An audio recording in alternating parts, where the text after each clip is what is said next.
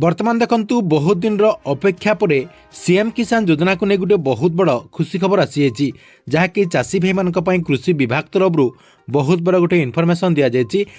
जहाँकि आपण मैंने थंबनेल देखिकी जानीपारे फेब्रुआरी 28 तारीख सुधा सीएम किसान 4000 टंका देखंतु आपण मैंने जदि सीएम किसान योजना अधीन में टंका पाइबापी चाहते ताहले एई भिडियोटी को शेष पर्यंत देखंतु जहाँ द्वारा आपण मैंने आगकू सीएम किसान योजना अधीन में 4000 टंका पाइबापी जाउछंती जहाँकि सरकार तरफ चाषी अकाउंट को सीधा सलख 4000 टंका लेखाएं ट्रांसफर करा जिवो। तेबे ए नै कौन अपडेट होईची एवं सरकार तरफ कौन इनफर्मेशन दि जाएगी कहवाक गले कृषि विभाग तरफ सीएम किसान योजना को नहीं एबे आपणकर कौन इनफर्मेशन आसी जाएगी आपणको मु ए वीडियो माध्यम रे पूरा डिटेल जनदेबी जहाँकि आपण माने ए वीडियोटी को शेष पर्यंत देखला परे से नै प्रूफ सहित पूरा इनफर्मेशन टी जानि परिबे सेतिपई वीडियोटी को बिना स्किप करके शेष पर्यंत देखंतु ता पूर्व वीडियो को गोटे लाइक कर दियंतु एवं जो माने चैनल टी को एजाय सब्सक्राइब करनांती चैनल टी को सब्सक्राइब कर दियंतु।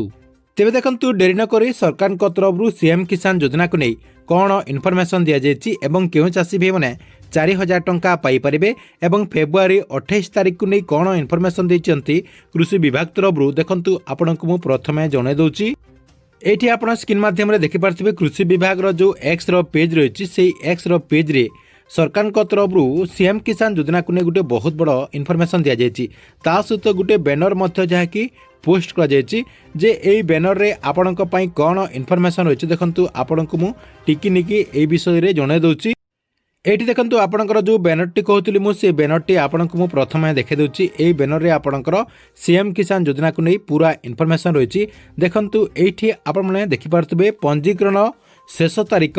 28 फेब्रुआरी 2026 रही देखंतु जो माने ए पर्यंत सीएम किसान योजना अधीन में टंका पाउनांती एवं नुआ आवेदन करबा पई चाहुतले सेमाने जाकी आसंता फेब्रुआरी 28 तारीख भितर आवेदन करि परिबे ता सहित देखंतु जो माने आपणकर पूर्वर सीएम किसान योजना अधीन में टंका गोटे किस्ती कि दुईटा किस्ती टंका पाइथिले एवं मझिरे जदि तांकर बंद हो जाइतिला सेमानक जाके सरकार तरफ पंजीकरण पई बाध्यतामूलक आपणकर दुईटा रही गोटे आपणकर रही आधार कार्ड सहित आपणकर बैंक अकाउंट टी संयोगीकरण एवं जो माने सीएम किसान योजना अधीन टंका पाइबा चाहते सेमानक जाके कृषक पोर्टाल रे पंजीकरण करबा पई सरकार तरफ जाके निर्देश दिया जायछि एवं कृषि विभाग तरफ ए नै अपडेट टी दिया जायछि। तेबे देखंतु जो माने आगकू सीएम किसान योजना अधीन में टंका पाइबा पई चाहते से माने जाके आसंता फेब्रुआरी 28 तारीख भितर आपणकर कृषक पोर्टाल रे जाके रेजिस्ट्रेशन कर दियंतु एवं आपणकर आधार कार्ड टी जदि बैंक अकाउंट रे लिंक नाही ताहले आपण माने यथाशीघ्र आपणकर बैंक अकाउंट रे